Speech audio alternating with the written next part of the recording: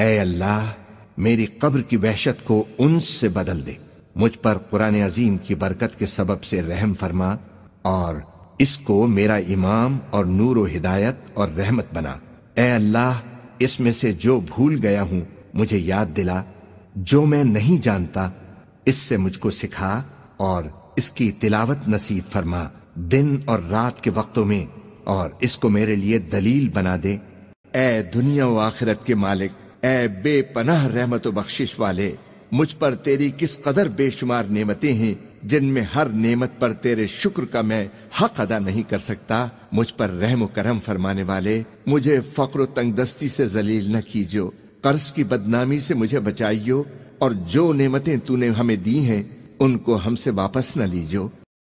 صحت و عافیت کی زندگی عطا فرما، اپنی تمام نعمتوں پر تجھے یاد کرنے، تیرا شکر اور عبادت کا پورا حق ادا کرنے میں ہماری مدد فرما۔ ہر قسم کے شر و فساد اور اس زمانے کے ہر فتنے سے میری اور تمام مسلمانوں کی حفاظت فرما، تو ہی اپنے بندوں پر رحم فرمانے والا ہے۔ اے اللہ ہمیں ہدایت نصیب فرما، ہمارے ظاہر و باطن کی اصلاح فرما تاکہ ہم گمراہیوں سے دور رہیں، اور ان مقبول بندوں میں ہمیں شامل فرما جو سچے دل سے ایمان لائے۔ تو پاک اور بے عیب ہے، ہم تیری نعمتوں کا شمار نہیں کر سکتے، ہم تیری نعمتوں کے شکر کا حق ادا نہیں کر سکتے۔ تو ہی سب سے زیادہ رحیم و کریم ہے اور ہر مانگنے والے کو سب کچھ دینے والا ہے۔ اے کریم ہمیں عافیت و سلامتی عطا فرما، اپنی اطاعت و فرمانبرداری کی ہمت و توفیق نصیب کر۔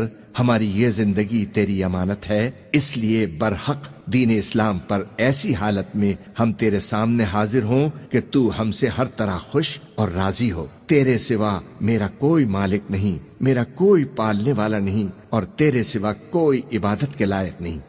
اے اللہ تو ہی آسمانوں اور زمین کا بنانے والا ہے اور دنیا و آخرت میں ہمارا مالک و مددگار ہے۔ اس تمنا کو قبول فرما کہ سچے مسلمان کی طرح ہمارا انجام بخیر ہو، تیرے نیک اور مقبول بندوں کی رفاقت حاصل رہے۔ تو نے ہر چیز کو اپنی رحمت میں لے رکھا ہے، تو ہر چیز سے باخبر ہے۔ تیری بتائی ہوئی راہ پر ہمیں ہمیشہ چلنے، گناہوں سے بچنے اور توبہ کرنے کی توفیق عطا فرما۔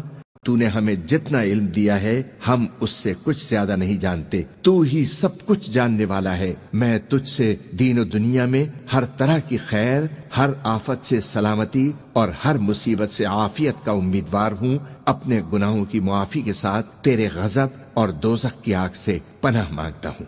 اس کلمے پر میری زندگی ختم ہو۔ اشہد ان لا الہ الا اللہ وحدہ لا شریک لہ وَأَشْهَدُ أَنَّ مُحَمَّدًا عَبْدُهُ وَرَسُولُهُ۔ آمین ثم آمین۔